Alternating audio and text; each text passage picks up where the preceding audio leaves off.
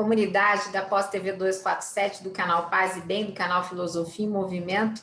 Nós estamos aqui com a Fernanda Carlos Borges, começando uma segunda temporada do que nós vamos chamar de programa Corpo e Espírito.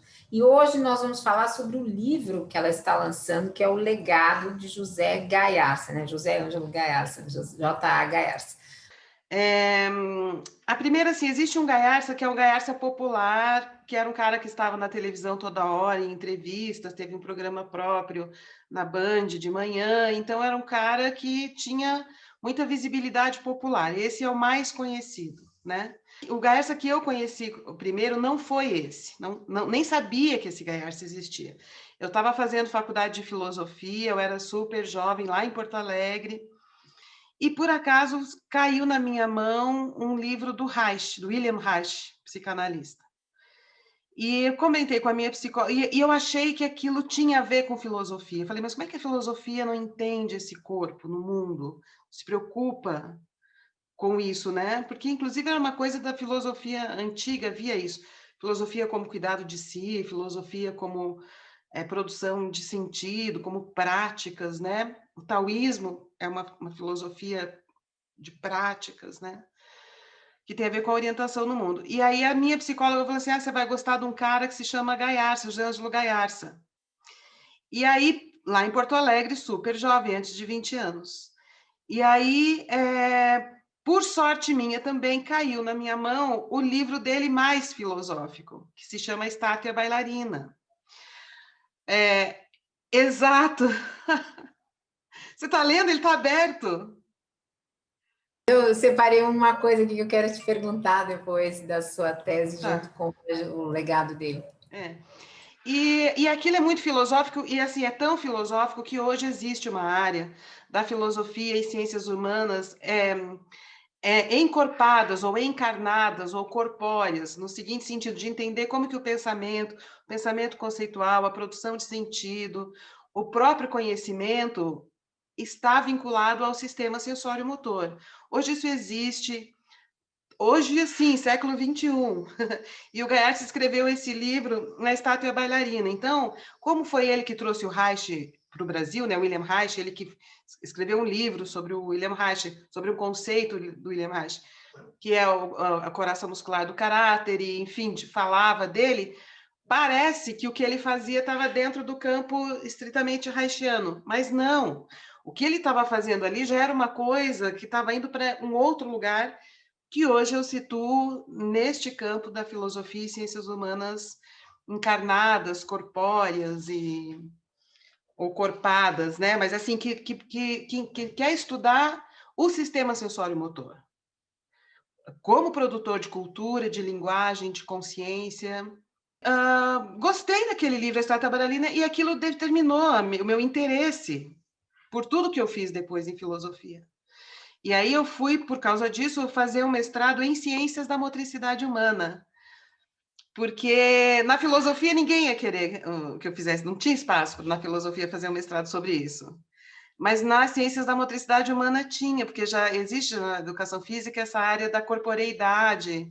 Em Portugal, em Lisboa, tem uma faculdade de motricidade humana vinculada às ciências humanas, não às biológicas, né?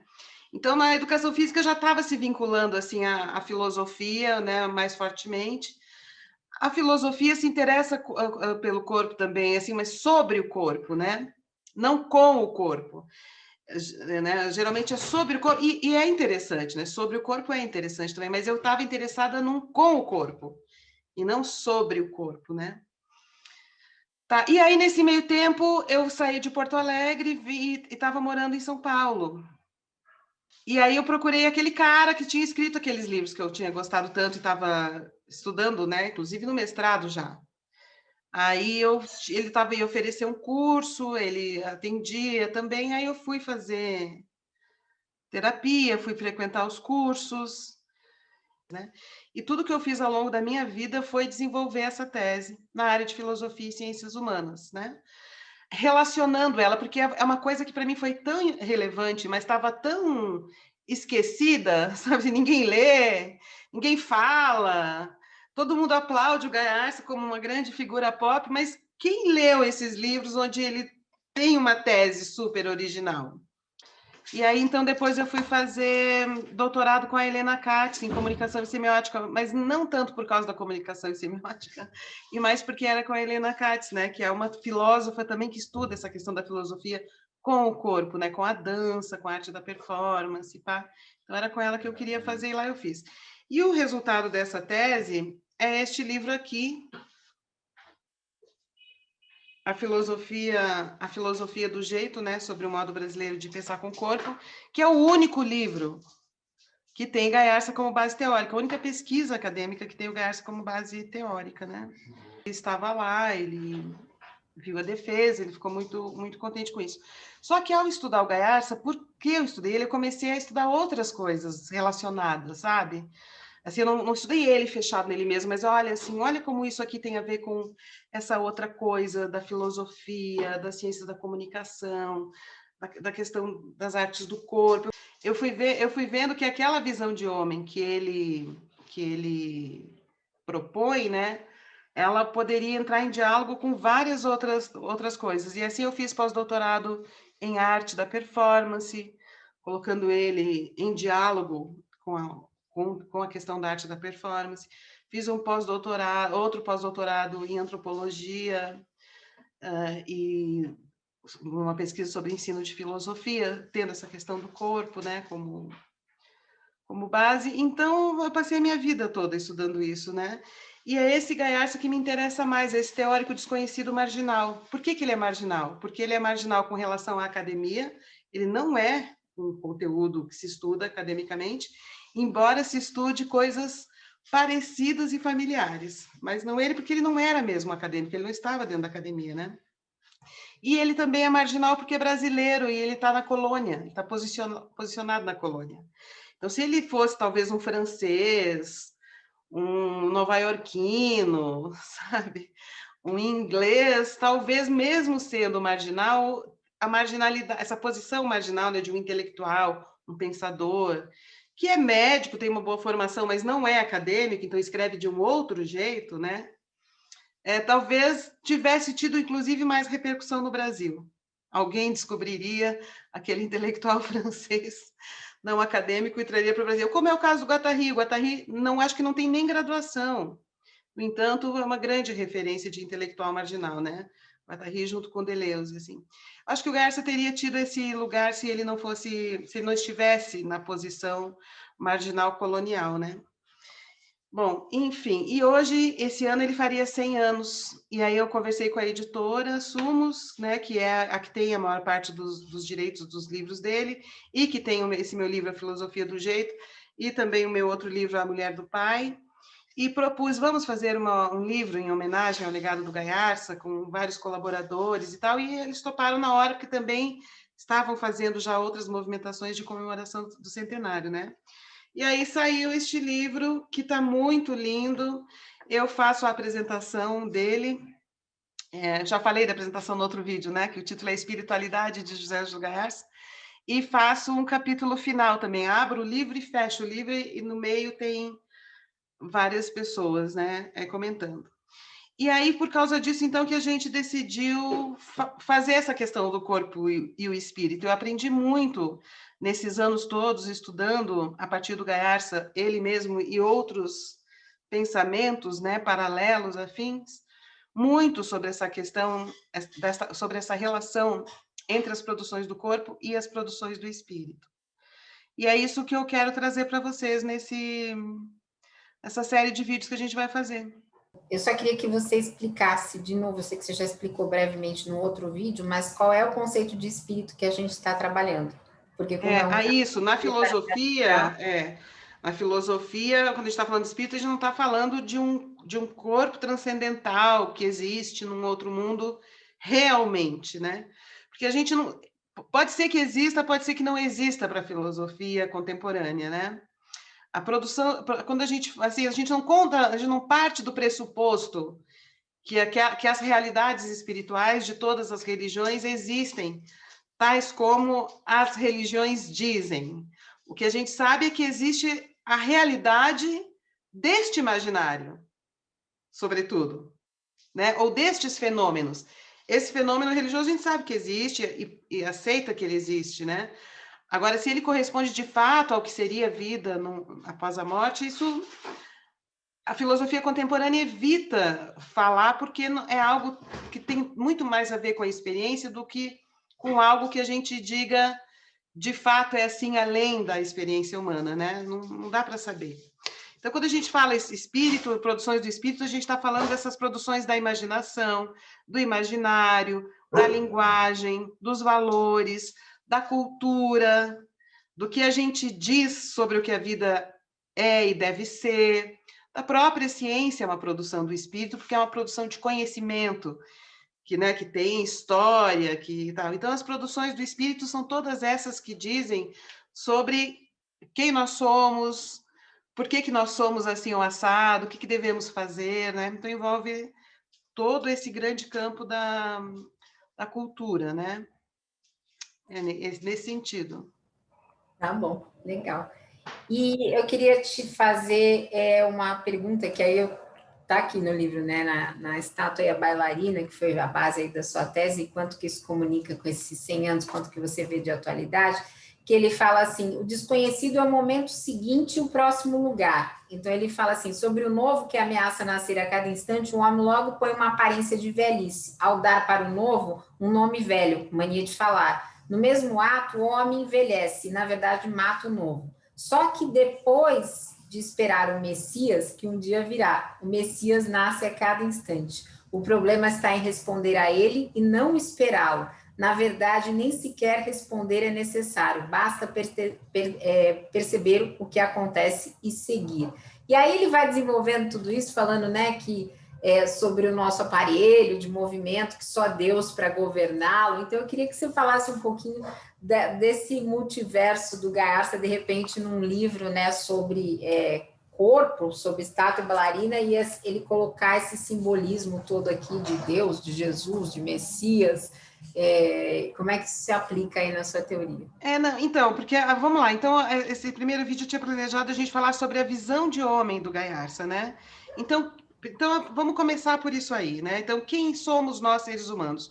Nós somos um corpo sem forma pré-definida. Não temos forma pré-definida. Não é como um gato que, ao nascer, ele sabe exatamente tudo que ele vai fazer ao longo da vida. Um cachorro, o que vai fazer para comer, para beber, para se proteger dos inimigos, para reproduzir, está tudo pré-determinado. Nós, seres humanos, não somos assim.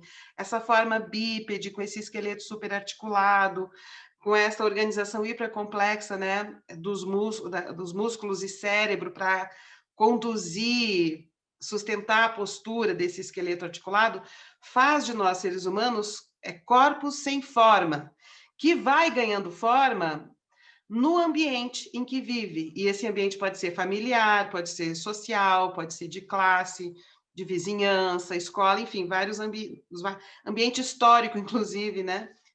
Esses vários ambientes. Tem ainda não sei se é na Estátua Bailarina, mas ele ainda diz disso que você falou, né? O homem até hoje oscilou em torno da vertical, bípede, em torno da vertical, cheio de dúvidas e incertezas, mas não seria livre se não colidissem nele as forças do universo. A gente é muito aberto para captar as forças que estão à nossa volta. E do universo, porque envolve também gravidade, tudo isso, né, que coloca a gente dentro de um planeta e condicionado às condições dadas por este planeta. E aí tem uma citação taoísta, que eu acho que até já falei aqui num outro vídeo, quando a gente falou do taoísmo, e que corresponde um pouco a essa ideia do homem aberto, que a filosofia fala, né, e que o Gaiarsa mostra que isso tem a ver com a postura, com a biomecânica, com o sistema sensório-motor, que daí o Lao Tse diz assim: você teve a coragem de nascer humano e está encantado, porque este corpo passa por miríades de mudanças que jamais chegam ao fim. E assim não proporciona alegrias incalculáveis. Então, esse do incalculável é muito importante, né? Que eu já vou explicar por quê. A questão do incalculável.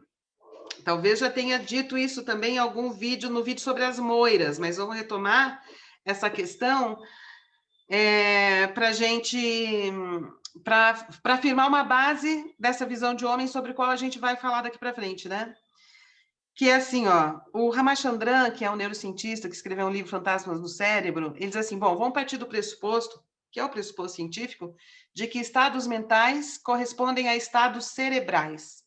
Estados cerebrais são estados sinápticos, de redes sinápticas, né? Diz assim, então, se a gente contar toda a trama, todas as possibilidades das tramas das redes neurais, e se elas correspondem a estados mentais, a gente vai chegar num número que é os estados mentais da humanidade são maiores do que o número de partículas do universo. Do universo. Vocês teve a coragem de nascer humano e está encantado, porque esse corpo passa por miríades de mudanças que jamais chegam ao fim. E assim não proporciona alegrias incalculáveis, né? E aí o Gayarsa diz uma outra coisa que eu acho até mais interessante que o Ramachandran, que ele diz assim, se quase todo o cérebro está envolvido com a organização da postura, dos movimentos do corpo, né, com a produção, com a sustentação da postura e dos movimentos, se a gente for fazer um cálculo de todas as possibilidades de forma, considerando as tensões que são possíveis fazer, das unidades motoras, né, que conectam o cérebro aos músculos e aos tendões, então estou assim, puxo mais um pouquinho, puxo mais um pouquinho, estou assim, faço mais assim, e toda essa articulação, mais os níveis de tensão, a gente chega a um número que é as possibilidades de forma do corpo humano são maiores do que o número de partículas do universo. Então, essa é uma base para esse aspecto criativo da humanidade, né? E por isso que a gente produz culturas tão diversas no gelo, na floresta, no deserto, na cidade. Por isso que a gente tem todas essas formas de dança, de luta. Por isso que cada cultura vai criar as suas regras de boas maneiras, né? Como que eu me ponho, como que eu falo, como que eu... E isso tudo também vai ser base depois de todas as construções de identidade na performance do corpo humano que são produzidas como cultura, que vão dando forma a esse corpo sem forma, né? Mas com relação ao que você disse, essa leitura que você fez desse trecho, que é muito importante, é assim, ó. Qual é a primeira urgência desse corpo sem forma? Qual é a primeira urgência? O tempo todo. Não é que foi a primeira urgência na infância e deixou de ser agora. Continua sendo agora. A primeira a todo instante. Orientação espacial. A gente precisa sempre entender como que nós estamos com relação às forças e às formas do mundo, envolvendo os outros seres humanos, envolvendo a sociedade, envolvendo as relações de poder, envolvendo tudo isso. A primeira coisa, urgência, é preciso me posicionar, porque eu tenho que atravessar a rua, porque eu tenho que lidar com essa pessoa, porque eu tenho que saber como me colocar diante disso. Quando eu falo eu preciso saber como me colocar diante disso, isso não é uma coisa assim ideal, é uma metáfora sensório-motora real. Eu não estou sabendo como me colocar diante disso. É não sabendo se colocar mesmo, não é não sabendo o que falar, né? É não sabendo se colocar, né? Porque não fez uma topografia suficientemente esclarecedora, né, desse mapeamento que possibilita criar uma posição, né, e uma perspectiva com relação àquela situação. Então, se a nossa maior urgência sempre é a orientação espacial, qual é a segunda maior urgência? Quer dizer, orientação espacial é onde é que eu estou neste campo de forças e como eu lido com elas. Aí, como eu lido com elas é a atitude. O que eu faço com isso? Ou seja, como é que eu me posiciono nessa situação, né? Se essa é a maior urgência da motricidade, qual é a segunda maior urgência? Movimento. O próximo passo. A segunda maior urgência é o próximo passo. Só que o próximo passo desestabiliza a postura, porque o esqueleto é tão instável que tem reflexos automáticos para refazer automaticamente, sem que a gente pense, o nosso equilíbrio. Sempre que a gente se mexe, causa uma desequilibrada nessa estrutura tão maluca que é o nosso esqueleto, né? Então, foi por isso que eu coloquei a foto daquela performance da Marina Abramovic no outro vídeo, né? Ela com o esqueleto, porque esse esqueleto é a condição da nossa existência, né? Da vida. Colocar essa estrutura em pé, fazê-la se mover e se orientar no mundo é o grande drama existencial em vários níveis, né? Da existência. Bom, vai lá, o próximo passo. Só que o próximo passo, usando as metáforas do Nietzsche e do próprio taoísmo e até do Heráclito, que é assim, nós estamos sempre à beira de um abismo, porque o próximo passo é sempre a iminência de uma queda, né? A iminência de eu não saber como fazer, uma iminência de eu ter que organizar a minha posição, a iminência de eu ter que acertar um rumo, a iminência de eu ter que me colocar, de certo modo, diante da novidade que se apresenta. Então, é sempre um risco de equilíbrio, né? Sempre um risco de... Sempre arrisca a nossa posição original e arrisca o modo habitual como a gente está sustentando, né? A nossa posição, a nossa forma. A gente fala da morte, a gente já falou da morte aqui também, né? Quanto que a morte foi um impacto para a imaginação humana, né? Importante em tudo aquilo que nós viemos a ser, né? Depois da plena consciência da morte. Mas o Garcia diz assim, o próximo passo ele é tão impactante como a morte. O medo do próximo passo, ele é tão forte como a morte, porque o medo do próximo passo é também o medo de cair um tombo ou de ficar perdido. A questão do cair é muito grave, e do perdido também, porque se você está perdido, né, você não sabe que riscos que estão à sua volta, e o próximo passo é o risco da queda e é o risco de sentir-se perdido, né? Então, o tempo todo a gente fica... Bom, e é isso que também faz com que a gente reproduza mais do que crie mais. Porque são medos muito poderosos. O medo da queda e o medo do desconhecido para onde pode levar o próximo passo, né? Nessa época que nós estamos vivendo, então, imagina como está tudo isso, de pandemia, né? Porque a gente justamente está perdida sem saber para onde dar o próximo passo. Né? Exatamente, estamos todos vivendo medos muito profundos, né? Embora também muitas pessoas começam a criar possibilidades de rumo. E aí vem todas as utopias que começaram na época da pandemia, né? Quem sabe a gente vai começar a revalorizar o labor como um trabalho importante, remunerado na sociedade, né? Quem sabe a gente vai entender uma economia do decrescimento, levar uma vida que não seja essa vida consumista, vertiginosa, da exploração do trabalho, das horas de trânsito.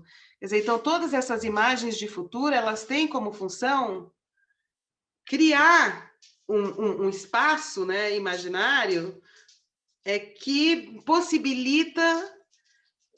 me possibilite assumir uma posição para tomar uma direção, Então, estas questões sobre utopia, nesse momento, são muito importantes. Assim, o que será do futuro? É muito importante, porque cria um norte, e esse norte favorece a orientação da gente. Essas conversas, elas são muito importantes nesse momento, né? E aí ele falou do Messias, como é que era a questão do Messias lá? Então, ele vai falar sobre o novo que ameaça nascer a cada instante. O homem, só lhe resta esperar o Messias, que um dia virá, e o Messias nasce a cada instante. O problema está em responder a ele, não esperá-lo. Na verdade, nem responder é necessário, basta perceber o que acontece e seguir.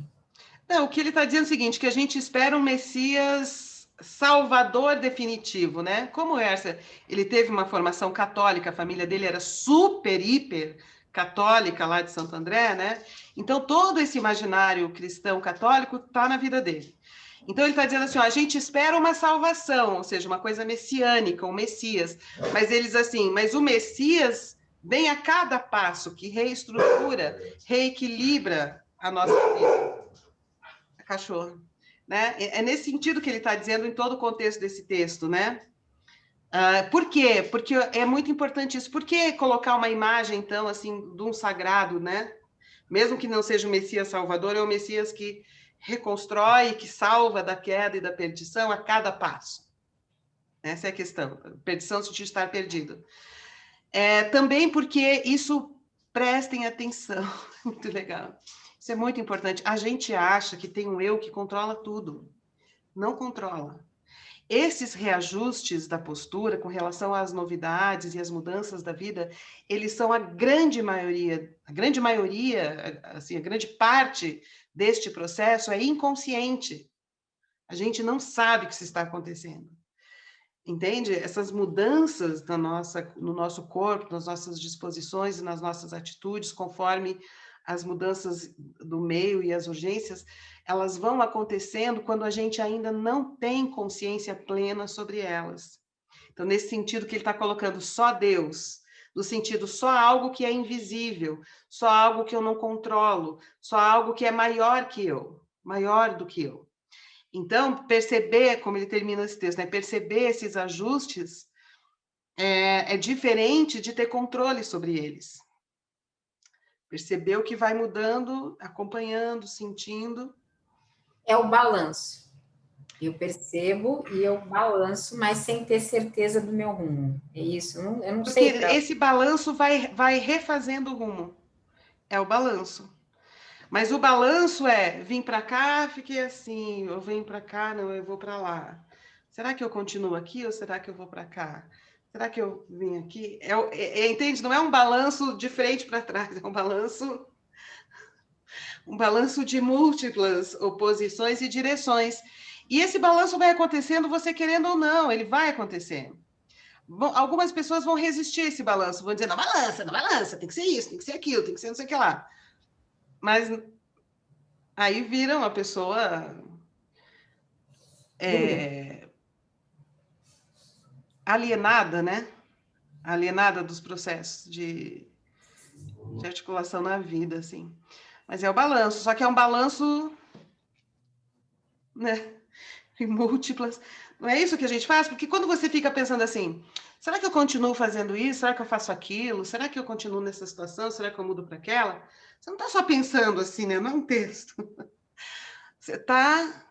Será que eu vou nessa direção? Será que eu continuo aqui? Aí você, será que por ali? Está ensaiando direção. E quando você para? Porque tem horas que a gente simplesmente deita, para Muito e olha. importante. Relaxamento para desfazer algumas inclinações habituais, porque como reequilibrar é o imperativo da postura, quando a gente está balançando muito, é muito possível que haja uma reversibilidade do tempo, que é uma reversibilidade da postura. Tum, tum, tum, voltei para o conhecido. Então eu vou ficar aqui. E não consegue, está tenso, está segurando para não cair.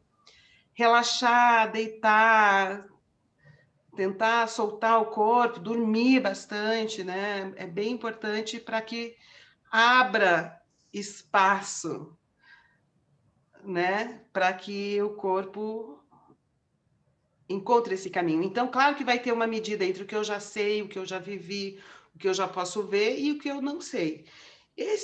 O que eu não sei, quem vai resolver para você não é você. Você não sabe. O que você sabe é passado. O futuro é desconhecido. Não sabe sobre o futuro. Ninguém sabe. Porque tudo que a gente conhece é memória, e memória é passado. Então, boa parte desses arranjos tem a ver com o que você não quer, que vai produzir, né? Isso vai reposicionando e... Mas, às vezes, as pessoas estão presas, estão amarradas, estão tudo isso que você está falando. Mas a gente faz um outro vídeo só sobre isso. Eu vou fazer um vídeo sobre o encosto. Mas não hoje, porque esse já ficou muito grande. Mas quem de vocês é interessado em entender esse Gaiarsa teórico, cientista, que dá toda essa base né, que pode ser aproveitado nessa área de filosofia e ciências humanas corpóreas, pode me enviar um e-mail para legadogaiarsa@gmail.com, porque a gente está organizando coisas para possibilitar maior acesso a isso, então o contato é comigo, se quiserem. E aí eu vou explicando.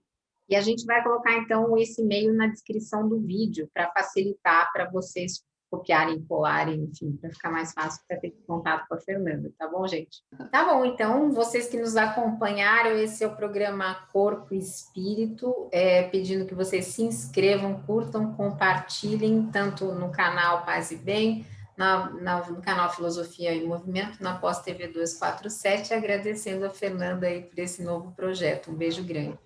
E me visitem no canal Filosofia em Movimento, que tem assuntos diversos. Obrigada. Tchau.